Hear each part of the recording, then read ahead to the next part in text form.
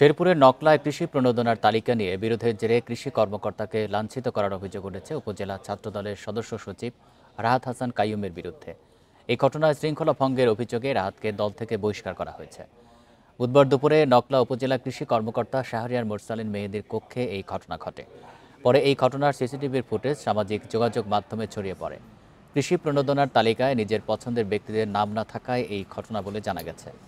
এই ঘটনার নিন্দা জানিয়ে সুষ্ঠু বিচারের দাবি জানিয়েছে বাংলাদেশ সিভিল সার্ভিস অ্যাসোসিয়েশন। ঘটনায় দুজনকে আসামি করে নকলা থানায় মামলা করেছেন ভুক্তভোগী। হয়েছে আসামি গ্রেফতার করার জন্য আমাদের সমস্ত প্রচেষ্টা আমরা অব্যাহত রেখেছি। হ্যাঁ, এবং আমরা আশা করি যে খুব শীঘ্রই আমরা অ্যারেস্ট করতে পারব। আমরা আশা করি যে সরকারি দায়িত্ব পালনরত অবস্থায় যদি এরকম অনাকাঙ্ক্ষিত বা অগ্রহণযোগ্য হামলার ঘটনা ঘটে, তো এই কর্মপরিবেশ আমাদের নিরাপদ হওয়া প্রয়োজন।